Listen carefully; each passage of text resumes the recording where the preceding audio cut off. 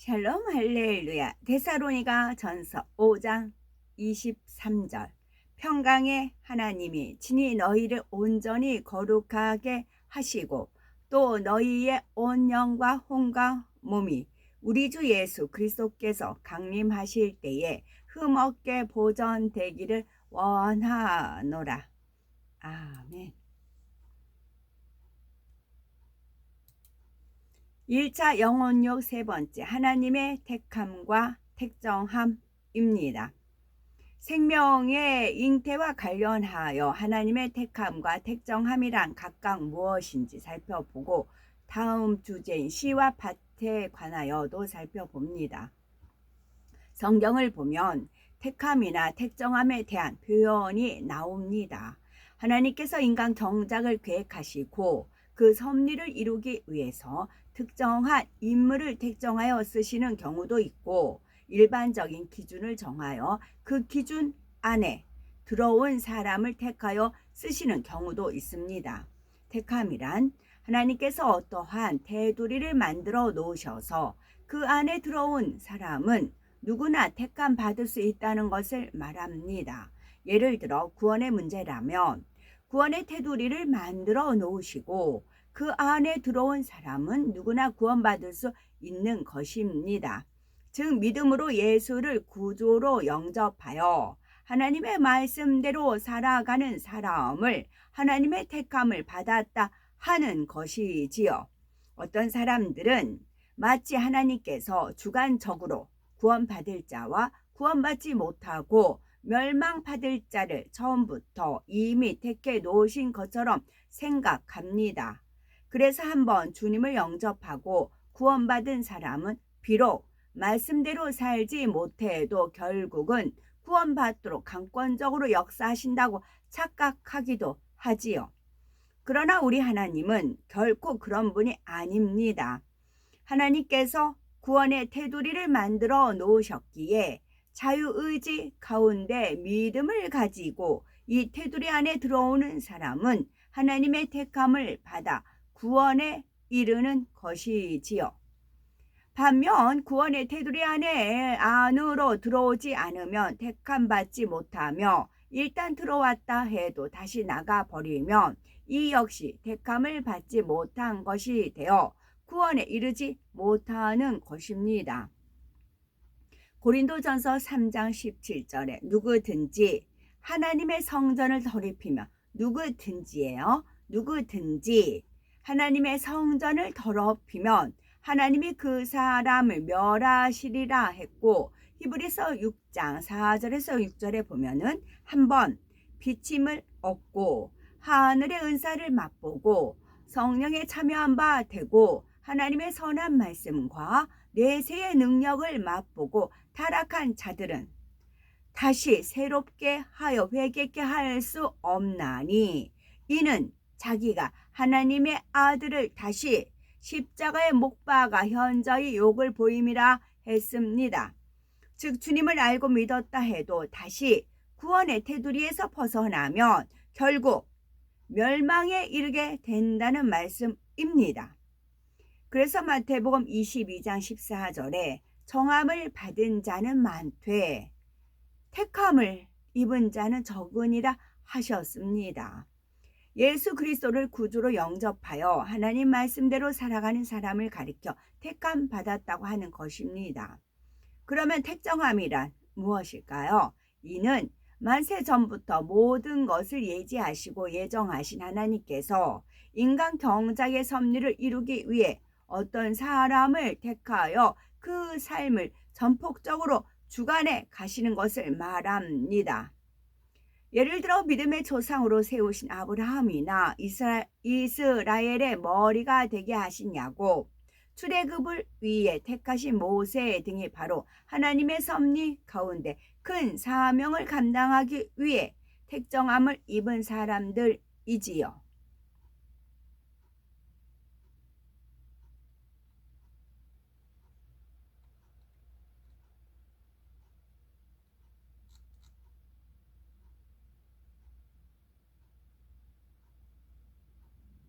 예를 들어 로마서 1장 1절은 예수 그리스도의 종 바울은 사도로 부르심을 받아 하나님의 복음을 위하여 택정함을 입었으니 말씀한 대로 사도 바울 역시 신약시대 복음 전파를 위해 택정함을 입은 사람입니다.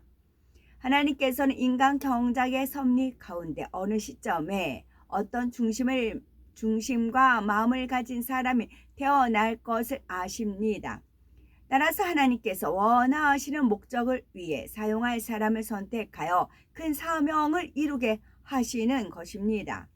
이렇게 택정함을 입은 사람은 그가 잉태되고 태어나는 과정은 물론이고 그 삶의 매 순간을 하나님께서 친히 간섭하십니다. 어디를 가서 무엇을 하더라도 하나님의 주관하심 가운데 연단을 잘 받아 결국은 그 사명을 능히 감당하게 되지요. 예를 들어 사도 바울은 이방인의 사도로서 사람으로서는 감당 못할 엄청난 고난을 겪으면서 온 세계에 주의 복음을 전파하기 위해서 택하심을 입었습니다. 강하고 담대하며 변치 않을 중심이었기 때문입니다. 또한 신약 성경 서신서의 대부분을 기록하여 하나님의 뜻을 세상에 전하는 귀한 사명도 있었기 때문에 하나님께서는 그의 성장과 교육, 하나님을 만나는 것까지 다 간섭하셨으며 어릴 때부터 하나님의 말씀을 철저히 배우고 당대 최고의 가말리엘 문화에서 지식을 쌓아 능히 감당할 수 있는 그릇이 되게 하셨던 것입니다. 세례 요한 역시 하나님의 택하심 속에 잉태도 하나님께서 간섭하시고 어릴 때부터 남다른 삶을 살도록 주관하셨습니다. 광야에 홀로 거하면서 세상과 접하지 않고 약대 털옷을 입고 허리에 가죽띠를 띠고 메뚜기와 석정을 먹으면서 주님의 길을 예비하는 사명을 맡게 하셨지요. 모세도 태어나기 전부터 하나님께서 역사하셨고 그가 하숫가에 버려졌을 때에도 애굽 공주를 예비하여 그를 건져 애굽의 왕자로 자라게 하셨습니다. 성장할 때도 친어머니 밑에서 하나님과 자기 민족에 대해 배우게 하시고 애굽 학문과 세상 지식들도 배우게 하셨지요. 그러다가 하나님의 뜻 가운데 40년 연단 후 그를 불러 이스라엘 백성을 가나안 땅으로 인도하는 지도자의 사명을 맡기셨던 것입니다. 이처럼 하나님께서 인간을 경작하시면서 어느 때 어떤 중심을 가진 사람이 태어날 것을 아시고 강권적으로 주관하심으로 하나님의 뜻을 이루도록 역사에 가시는 경우가 바로 택정함에 해당하지요. 하나님 사람에게 생명의 씨를 주신 섭리 살펴봅니다. 하나님께서는 남자에게는 정자, 여자에게는 난자라는 씨를 주셔서 이를 통해 이 땅의 인간 경작의 역사가 계속 이어져 나갈 수 있도록 섭리하셨습니다. 농부가 밭에 씨앗을 뿌리면 싹이 트는 과정에서 적당한 수분과 온도, 빛과 산소 등이 필요합니다. 이렇듯 알맞은 환경에서 씨앗이 싹을 틔우고 자라서 열매를 맺듯이 사람의 씨도 비슷한 과정을 거쳐 새로운 생명체가 나옵니다. 즉 정자와 난자가 결합하여 생명이 잉태되고 잉태된 생명은 모체로부터 영양분을 공급받으며 일정한 온도와 환경에서 자라나는 것입니다. 농부가 땅에 씨앗을 뿌리고 열심히 경작하는 까닭은 바로 열매를 거두기 위해서입니다. 마찬가지로 하나님께서 사람에게 생명의 씨를 주시고 이 땅에 경작하시는 것도 결국 열매를 거두시기 위함이지요. 이 열매란 바로 우리 영혼의 열매입니다. 주님을 닮은 아름답고 선한 마음을 이루어 잃어버린 하나님의 형상을 온전히 회복하는 것이 곧 우리가 이 땅의 삶을 살면서 맺어야 하는 열매이지요. 이러한 열매를 맺지 못한 영혼은 죽정이와 같이 아무런 가치가 없기 때문에 천국에 들어갈 수가 없고 결국은 지옥불에 던져 살라집니다. 그러므로 내 자신을 돌아보아 영적인 사랑의 열매, 성령의 9가지 열매, 팔복의 열매 등 하나님께서 원하시는 아름다운 열매들을 맺어 나가야 되겠지요. 앞서 식물의 씨앗이 땅에 떨어져 자라는 것처럼 정자와 난자의 결합으로 새로운 생명체로 자라날 수 있다 하였습니다. 그런데 여기서 설명해야 될 밭은 그런 육적인 의미가 아니라 영적인 의미로서 사람의 마음을 뜻합니다. 이 부분은 육보다는 사람의 영과 혼을 이해하기 위해서 필요한 내용입니다. 성경에는 흙으로 지음받은 사람의 마음을 밭으로 비유합니다. 마태복음 13장 3절에서 9절에 보면 예수님께서 사람의 마음을 옥토, 가시떨기밭, 돌밭, 길가밭으로 나누어서 설명하셨지요. 그러면 이러한 밭, 곧 사람의 마음은 어떻게 형성되는 것일까요? 어린아이가 태어날 때 부모로부터 기를 받아 성품이 형성되고 이 성품이 사람의 마음을 형성하는 데 중요한 영향을 끼칩니다. 혹자는 사람은 핏줄을 타고난다 라고 하지만 사실은 피가 아닌 기를 갖고 태어나는 것이지요. 이 기가 사람의 성품이 되는 것입니다. 그렇다면 기란 무엇일까요? 사전에는 활동의 근원이 되는 힘이라고 정의하고 있는데 여기서는 기를 사람의 전신에서 나오는 진액의 결정체라고 설명할 수가 있습니다. 이러한 기는 하나님의 능력으로 인해 정자와 난자라고 하는 눈에 보이지 않는 작은 생명의 씨 안에 총체적으로 담겨 있습니다.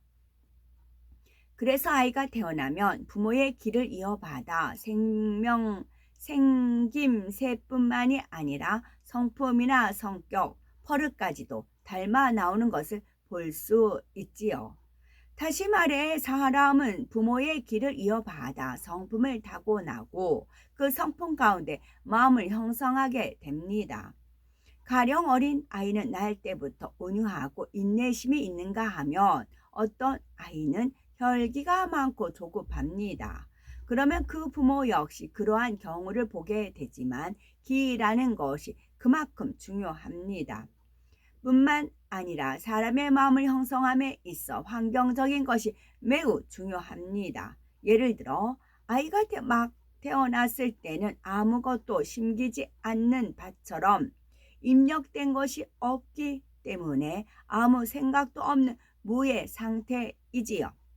그런데 아이가 자라면서 보고 듣고 접하는 것들을 통해 생각이 들어오기 시작하고 이것이 마음에 심어집니다. 좋은 것이 생각 속에 입력되면 마음에 좋은 것이, 나쁜 것이 생각 속에 입력되면 마음에 나쁜 것이 심어지게 되지요. 그러므로 사람의 마음은 선천적인 요소와 환경적 요소의 결합으로 형성이 됩니다.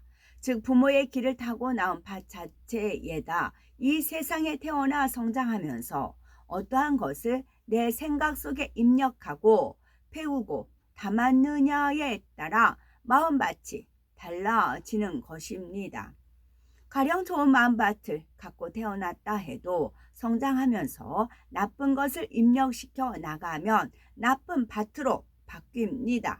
반대로 태어날 때는 나쁜 밭이라 해도 좋은 것을 계속 입력시켜 나가면 결국은 좋은 밭으로 개조될 수가 있습니다.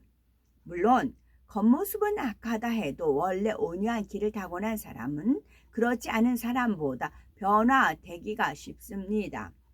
만약 부모에게 받은 기 자체가 악하고 거기다 악한 것까지 많이 입력했다면 성결되기 위해 더 많은 기도와 금식이 필요하지요. 그러나 어떤 경우라 해도 하나님의 능력으로는 못할 것이 없습니다. 비록 시기, 질투, 미움, 혈기 등이 심어졌다 해도 하나님의 말씀대로 살면 좋은 밭으로 얼마든지 개조될 수가 있습니다. 돌밭에서 돌을 줍고 가시떨기 밭에서 가시를 뽑아 내듯이 성경에 버리라 하신 것은 버리고 하지 말라 하신 것은 하지 않으면 되지요. 또 거친 밭에 거름을 주고 흙을 갈아 엎어 좋은 밭으로 만들듯이 하나님의 말씀에 지키라 하라 하신 말씀에 순종하면 기름진 옥토의 마음으로 변화되는 것입니다. 이렇게 비진리를 열심히 벗어버리고 진리를 행해 나가면 우리의 마음밭 자체가 개간되어 좋은 밭으로 바뀌어집니다. 이것이 바로 성결되는 지름길이지요. 그런데 하나님의 말씀을 들어도 행함이 따르지 않으면 마음이 변화되지 않으므로 아무 소용이 없습니다. 오히려 안다 하는 지식으로 교만해질 뿐이지요. 하나님께서 원하시는 것은 진리를 행하고 악을 버려서 마음을 변화시켜 주님과 같이 100% 진리로만 채워진 옥토의 마음을 이루는 것입니다. 그러므로 말씀을 통해 자기를 발견하고 매일 변화시켜 아름다운 알곡으로서 하나님 보좌가 있는 천국 새 예루살렘에 들어가는 우리가 되셔야 되겠습니다. 아멘.